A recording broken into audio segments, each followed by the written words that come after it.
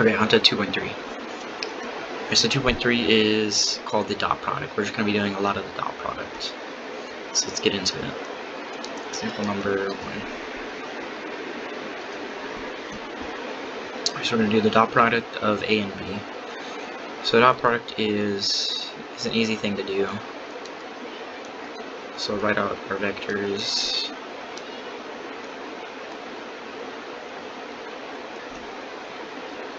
Negative 4, 5, 0. So to do the dot product, you're going to multiply like components, and then we're going to add them all up. So we're going to do this times this, plus this times this, plus this times this. So we do 5 times negative 4 is negative 20, plus this times this is negative 20, and then this times this is 0. So we get that the dot product is negative 40.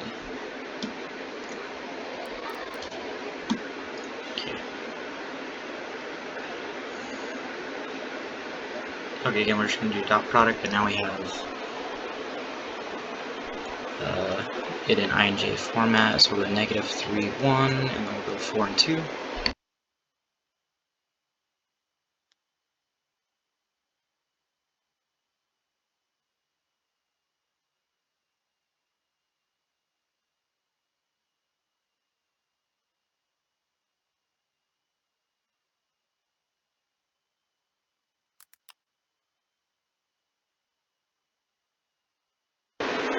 Okay, for this one we just have to figure out u and v by just looking at the graph. So one of our vectors is 2 and x, 1, 2, 3, 4, 5 and y. So it'll be 2 and x, negative 5 and y. And we'll dot that with the other vector, which is negative 3 and x, negative 2 and y. And then this order actually doesn't matter, because multiplication and addition are both, commutative? Something like that. So we'll get negative 6 plus negative 5 times negative 2 is positive 10. So that gives us 4.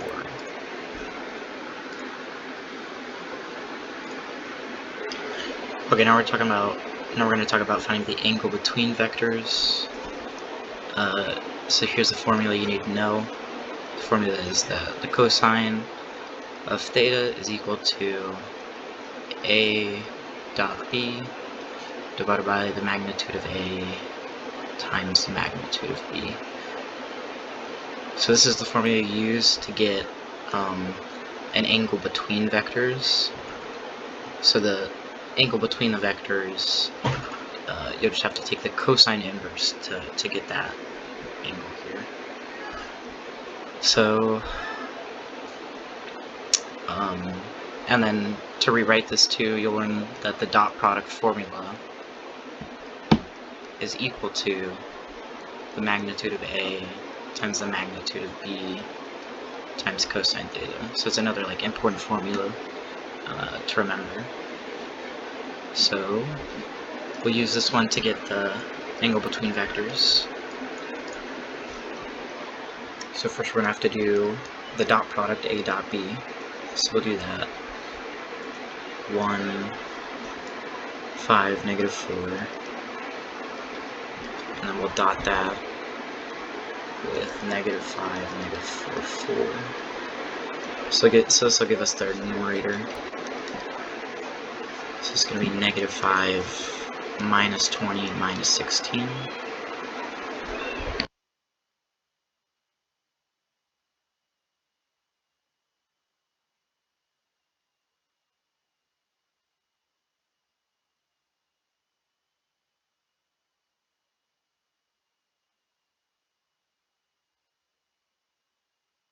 Okay, now we'll go about finding the magnitude of A and then the magnitude of B.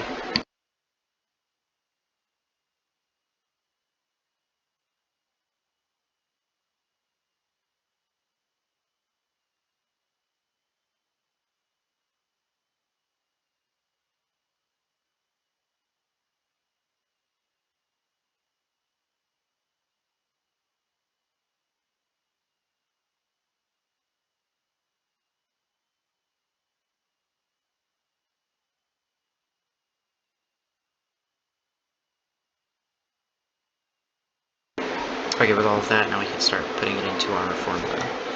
So theta is going to equal the cosine inverse of a dot b, which we found to be negative 41, divided by the square root of 42 times the square root of 57. Okay, so let's just see what this spits out.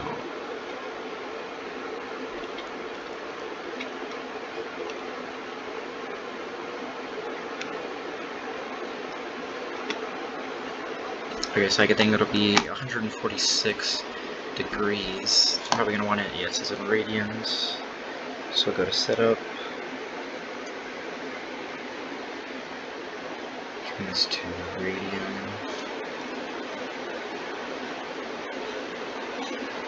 So multiply by 180 over pi. Pi over 180, so we get 2.56.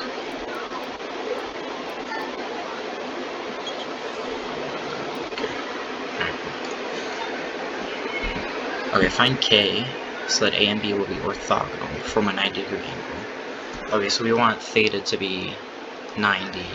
So that happens when cosine is, or cosine of what gives 9, so the cosine inverse of what gives 90. Cosine inverse of what gives 90. So the cosine of what gives 90, we're at 90 degrees, the cosine is equal to 0. So the cosine inverse of 0 is going to equal 90.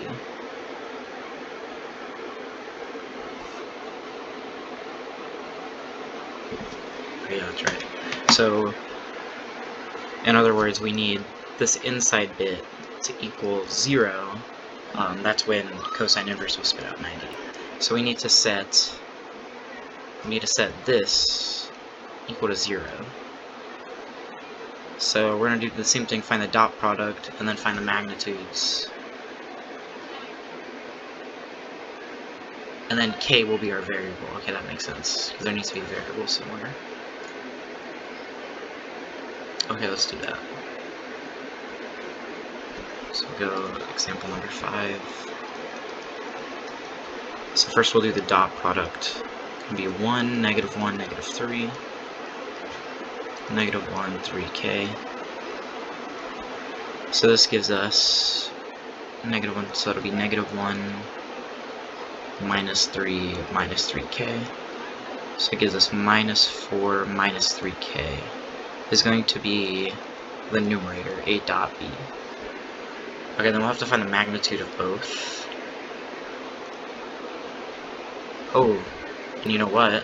To make a fraction equal 0, a dot b over the magnitude of a, the magnitude of b. Well, for this to be 0, this needs to be 0. So we can actually simplify further. All that needs to equal 0 is this numerator. Once this numerator equals 0, then 0 over any number is equal to 0, and then that'll cause our cosine inverse to spit out 90 degrees. So we just need to set this equal to 0. So we're actually really close to our answer. It'll be -3k equals 4, divide both sides by -3, so we get k equals 4 over -3. Let's see if that's right. Alright, cool. Okay, find the projections. So now we're going to do projections. Okay, so this is projections. If you have a vector here, b, and call this vector a, the projection is what they'll say in the textbook, or what they'll say online is you'll think about shining a light down onto these two vectors, and if you shine a light down onto these two vectors, this will cast vector b is going to cast a shadow straight down onto vector a. So this is the shadow it casts, and then this shadow is the projection of b onto vector a. So that's how you write that. We're projecting b onto a. So this picture actually isn't quite right. Actually, yeah, this is fine, because you actually want to think about it on XY grid, and then have maybe these vectors rotated a little bit too, so you see it better, but this is fine for now. So to find this projection, what we're going to do is we're going to say that this is the magnitude of B. We have theta here. So the projection B, we can just think about maybe getting the magnitude for now. The magnitude of this vector is going to be the magnitude of B times the cosine of this angle here. So remember, if you want to get just the sides of a triangle, what's the magnitude A? These two sides are magnitude A cosine, and this is magnitude A sine. So we can write the side length of this triangle like that. So that's the magnitude of projection AB. And then we can also figure out what this theta is, because this theta is the cosine inverse of A dot B divided by the magnitude of A and the magnitude of B. So the angle between these two vectors can be written like this. So you can sub this into this right here. So if we take this, and then we sub theta for this equation,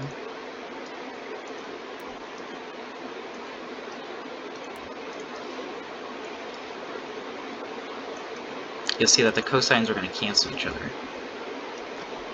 So these cancel, and then we have a B on top here and a B on bottom. So these cancel. So we figured out that this distance here, it's the magnitude of the projection,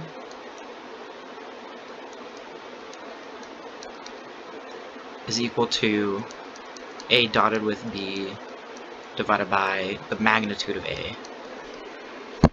So that's just the magnitude of it. So it's not the actual vector, and in this question you need the actual vector.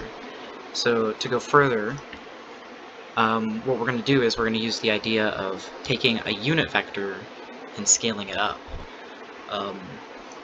So actually we should probably draw this picture. So we'll draw this, we'll draw this.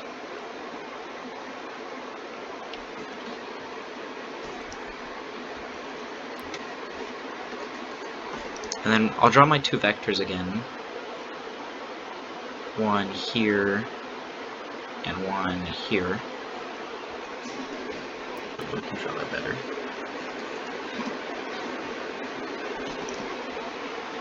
I feel like my width got smaller. That's fine. So we'll draw our two vectors. So this is the drawing I was talking about earlier. This is like kind of the more correct drawing. So this is Y, this is X. And then this is the projection, the shadow, that B is going to cast onto A. So again, the vector we're looking for is this one here. And all we know about it right now is that the magnitude of this vector, which is this right here, this distance, magnitude of B cosine of theta, is equal to this. So I'm going to write that the magnitude there is this. Is A dot B over A. So we know that this is A dot B over the magnitude of A. So that's the magnitude of this vector. And then this is, and then what we really want to know are these components here to get your projection vector. So finding these components is actually kind of difficult. What we're going to do instead is use the idea of taking a unit vector, say unit vector A hat, and we're going to scale it up to be exactly this length of our projection vector. So we're going to take the unit vector A and we're going to scale it by this magnitude here. So the unit vector A is going to be the vector A divided by the magnitude of A, and we're going to take that and we're going to scale it by So I guess I should write it like this. 1 over the magnitude of A is currently scaling the vector A. And now we're going to additionally scale it by this new component, A, B, magnitude of A, is further gonna scale this guy. So here we have A hat times the scaled by the magnitude of the projection vector.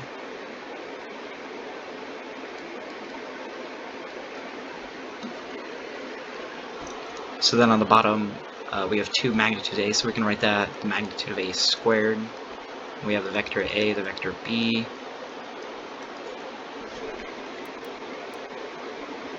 Then we have our vector A. So notice that A dot B gives you a number. So this is just some number, and then likewise the magnitude of something just gives you a number. So this whole quantity is just some number, like 5 point something, or it can be like a clean number. So it's just some number that is scaling this vector A, which has some components x, y, z. So these components x, y, z are going to get scaled by this component here.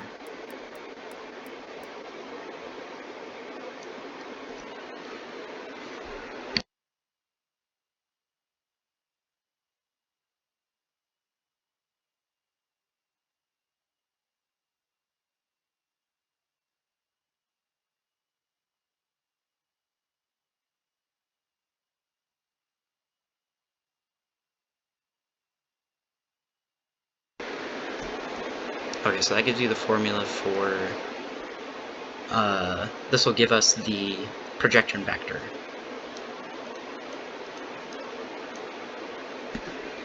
Projection A of B. So this will project A onto B. Okay, so what we need to do is compute this number, and then just scale A by that number. And that should really be A hat, not A vector.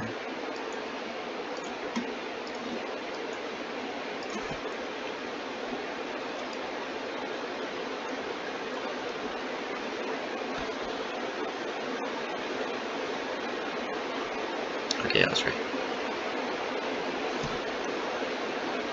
Okay, so let's go about doing that. So we'll do A dot B, which is going to equal -3, -5, 1, dotted with -1, -5, -3. So that gives you 3 plus 25 minus 3, so it just gives us 25. So on top, for our projection vector, it's going to be 25 divided by, now we need to find the magnitude of A.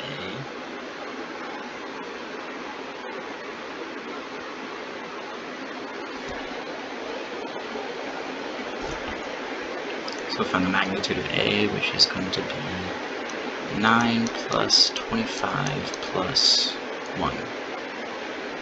All square rooted. And then we're going to find the square of that, so we're going to square this square root anyways. So the magnitude of A squared is going to be 35. So we have 25 over 35. And then times the vector A hat.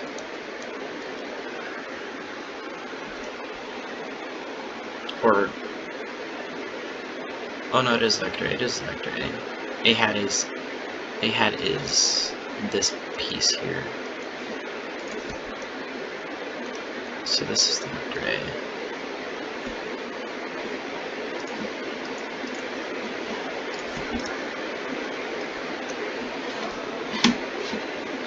Okay, there we go. So now we can just take vector A, so it'll be -35 over 35, and then this time's 25. I gotta flip that over here. So this will equal 25 over 35, distributing into -3, -5, 1. So then we get -75 over 35, we get negative 125 over 35, and then you get 25 over 35.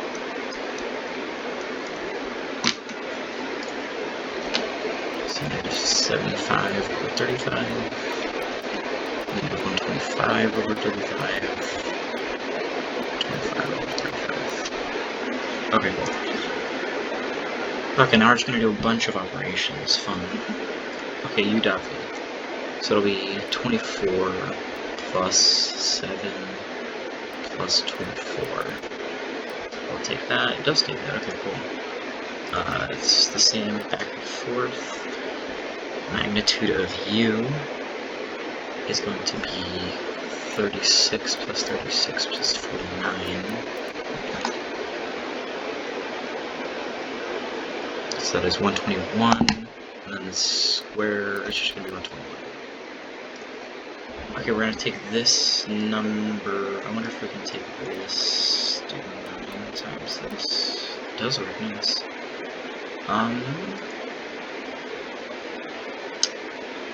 No, I don't think that works any longer. So we can do, okay, 9 times u. It's going to give us the vector 54, 63, negative 54.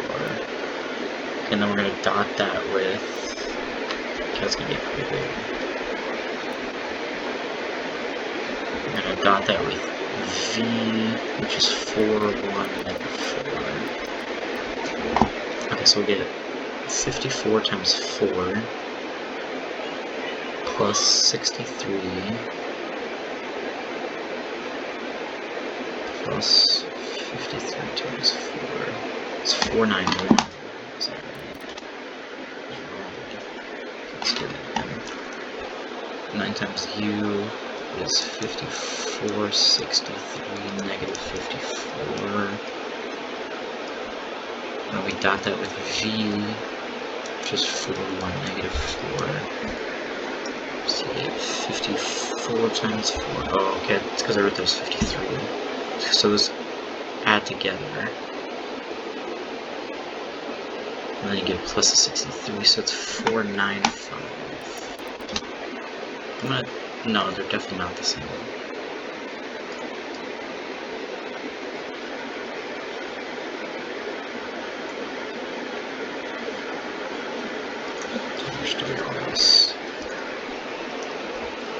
So we'll take u, 676. I'm going to dot that with 9 times v is going to be 36, 9, negative 36. These are going to combine again. 6 times 36. It's the same number. Plus 63. Oh, it is the same number. It's kind of surprising. Okay, this times this times v into the vector v. So this will give us a vector, right? He doesn't want us to dot those. He wants us to dot those. So we'll take this number. Oh, this isn't gonna work. 24 plus 24 plus 7 is 55. 55. And then the vector v, so it's just going to go into the vector v. So how does it want me to write this? Okay, it doesn't work, so I'll just go straight in. Okay, fair enough. I'm just going to count those right as enough. Okay, find the exact number c so that w minus cv is perpendicular to v. Okay, so perpendicular, the angle between is going to be 90, so the dot product needs to be 0 between A and B. Let's find the exact number such that this is perpendicular to V. So W minus CV dotted with V needs to equal 0. Alright, if it's perpendicular, then the degree is 90. If you want cosine inverse to split that out, then you want the numerator of this to be 0, So this needs to be 0. So the dot product between the two vectors need to be 0. Between the vector w minus cv and v. Okay. So first let's figure out what w minus cv is. So we've got 5, 2, w is 5, 6. So w 5, 6 minus cv, so we're just going to take v and multiply in c, so it'll be 5c, 2c. So that gives us the vector 5 minus 5c, 6 minus 2c. So we're going to dot this vector with v, which is 5, 2, and we want it to equal 0. So we get 25 minus 25c plus 12 minus 4c equals 0. So we get 37 minus 29c equals 0.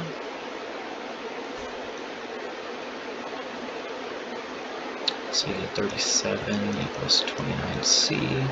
So you get 37 over 29 equals c. Okay, that was really cool. Okay, this question.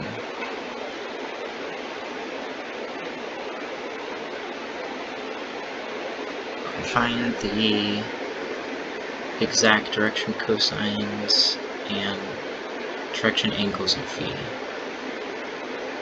Okay, so we need to find, let's start with v and b. So we have the vector v, and then we have the vector b. I think we should start by figuring out what a, b, and not a, but alpha, beta, and gamma are vector-wise. So alpha is the vector.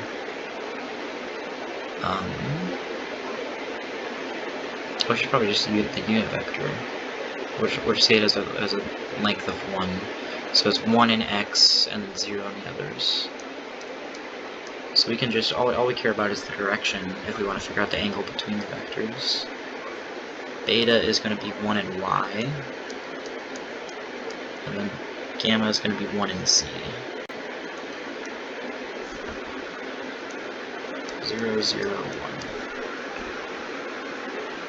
Okay, so we just have to do cosine of, say, alpha is going to equal the vector alpha dotted with v over the magnitude of alpha and the magnitude of v.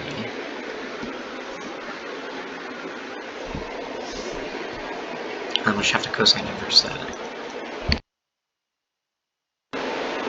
Okay, so let's figure out the magnitude for all of these. So the magnitude for all of these is going to be 1, so this is going to just go away for each of these equations, for cosine beta and cosine gamma.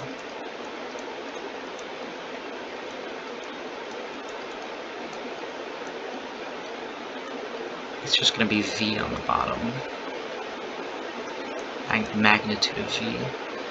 So this goes away, and then a dotted with this. Okay, so when you do a dotted with our vector, it's just going to grab the x component. So it's literally just going to grab the x component here. So the top is just going to be not even, it's just going to be the number. Yeah, that's right, that's right. So it's just going to be your x component, it's going to be your y component, it's going to be your z component, divided by the magnitude of v. So we'll figure out the magnitude of v right now. It's going to be the square root of 36 plus 4 plus 9. So 36 plus 4 plus 9 is 49, so it's 70. Okay, so this is going to be the x component over 7. This is going to be the y component over 7. Oops. And we're going to take the z component over 7. 3 over 7. And then what it is, just literally we're going to calculate these angles. Take the cosine inverse. Cosine inverse of 6 over 7 gives you, does it want it in, what's it in degrees?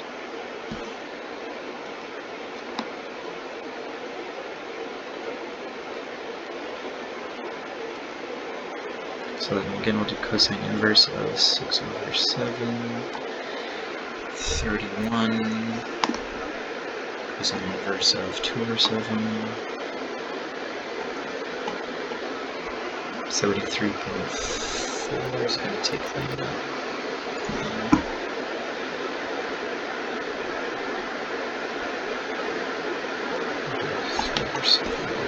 64.6.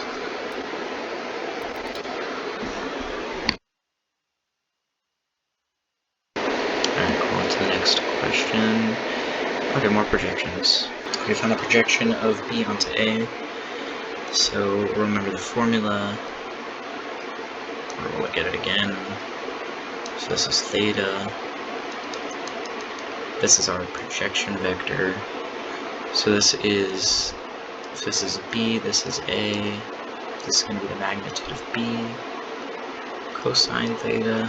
So it's going to be the magnitude of B. Cosine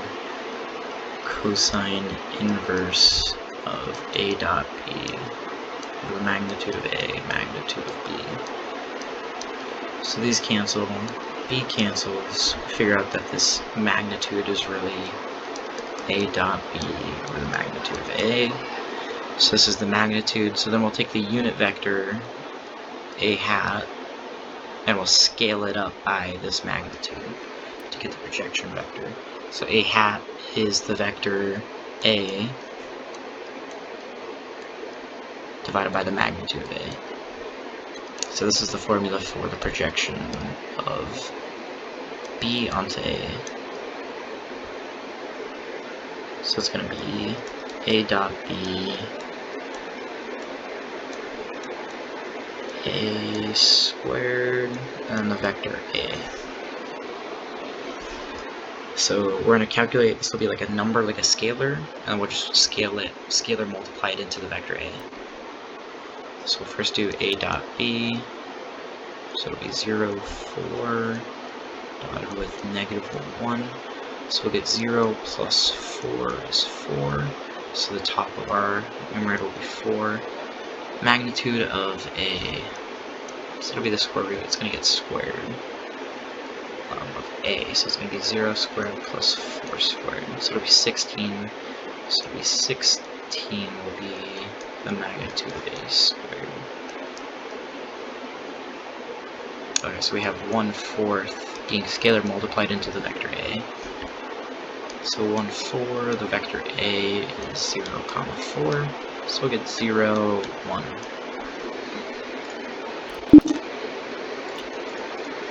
Alright, cool. We find the components. Okay, I haven't been saying it, but the component is this piece here. The magnitude of your projection vector. It's called the scalar component of your projection vector. So generally the formula you're going to use is this one here, is what we figured it out to be. It's these inside pieces. So it's A dot B divided by the magnitude of A. So the component vector is A dot B divided by the magnitude of A for the component of B onto A. Okay, so we'll do, again, A dot B, -2, 1, 5.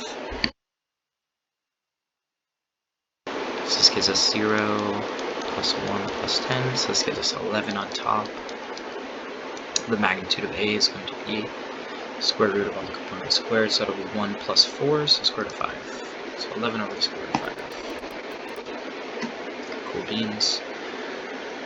Okay, so you have a truck sitting on a ramp, then an incline of 14 degrees. Find the force required to keep the truck from rolling down. So we have this picture. This is 14 degrees. We have a truck here that is being pulled down. And then this force that's pulling it down is a component of this vector here, 200 pounds. So this will be some force pulling down, and we're going to have to figure out the equal and opposite force to pull it and have it hang up. Okay, so what you'll do for this one is think about drawing a normal vector here, and then think about reflecting the normal vector backwards. So let's see here, I'll zoom in a little bit, erase this. So think about reflecting the normal vector now backwards, creating this kind of right triangle with this downward gravity force. And it turns out that this angle here and this angle formed inside are the same angle. So this is going to be 14 degrees. And then this component here is this downward component exactly. So to draw it again, okay, so let me shift everything up.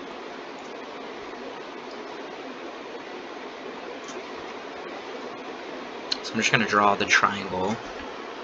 You've got this downward force, or this downward force here of 2100. And then we've got this reflection, and then this is the force right here that's pulling the car down, this arrow here. Or this is the 14 degrees. So this is this triangle just flipped a little bit. So we want to figure out what this force is. So that's going to be, if this is the hypotenuse, and then this is a right triangle right here,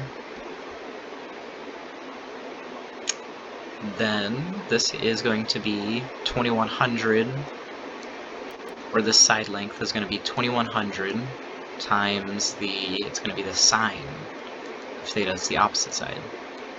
So this is going to be the magnitude of this vector right here.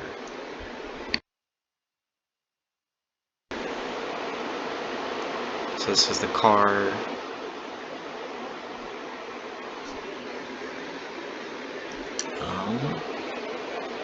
Yeah, so this is this vector. So we can draw like a little diagram here. We have the car is being pulled down at 21 sine of 14 degrees. So this will be some number in the hundreds, and then we want to figure out, and then that exact number is going to be the upward counterbalance force that we want. So yeah, that is that one.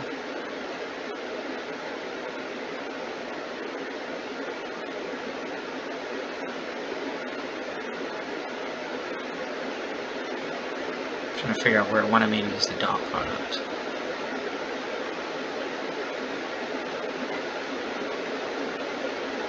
I don't know, that's good enough. So that should be our answer. We'll do 2100 sine of 14 degrees. So it gives me 508 pounds. Very close, right? Okay, last question of the homework assignment. We have a constant force 24 that is being applied at an angle upward 49 degrees to pull a hand cart 40 feet across the ground. What is the work done by this force? Okay. So we have this guy. So I'm pretty sure to get the work, what we're gonna do is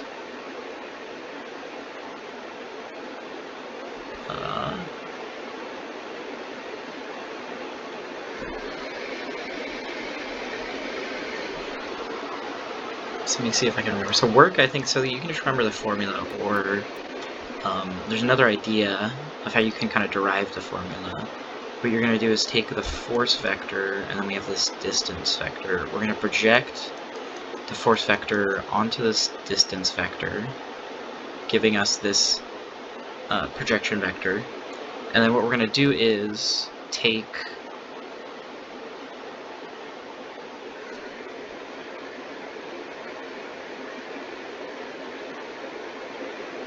I think we're gonna take the.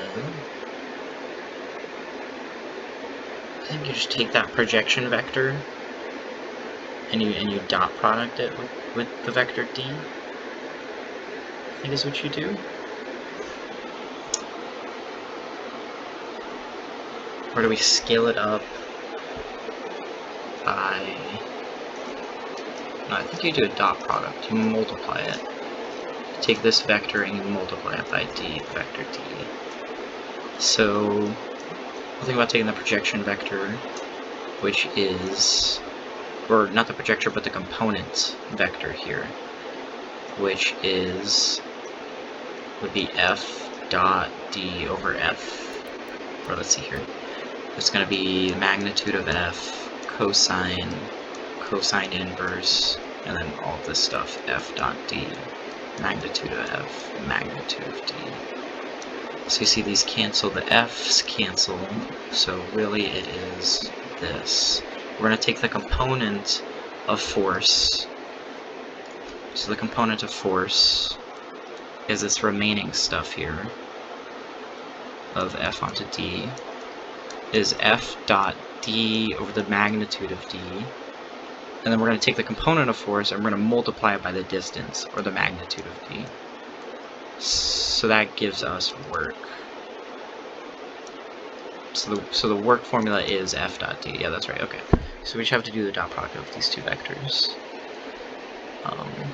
So you take this component vector and you multiply it by this distance vector.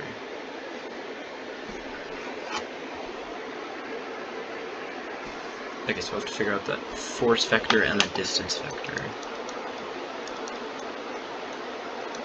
And we're going to dot product them. Okay, so the force vector is this line here, 24, and this degree is 49, so it's easy to form this vector. The component is just 24 cosine of 49, 24 sine of 49.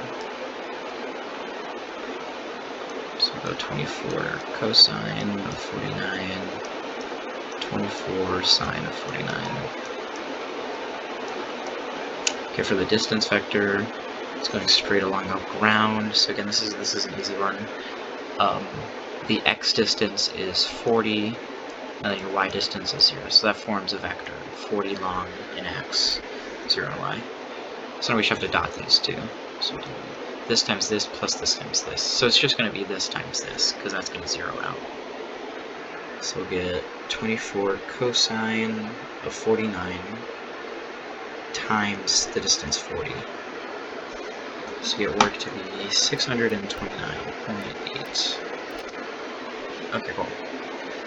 Alright, that's right. So we're essentially taking this component. This is the only component that's doing any actual force, any like actual acting upon the object. All of this is just your y component. It's not really doing anything to move you this direction. So that's what the zeroing out is effectively doing. It's ignoring all of the y input, and it's taking all of the exact force in x and multiplying it however long you went in x. And then that gives you the work done over time. Okay, so that's it. That's the end of the 2.3. So then we'll move on to 2.4, which will be like cross product and stuff.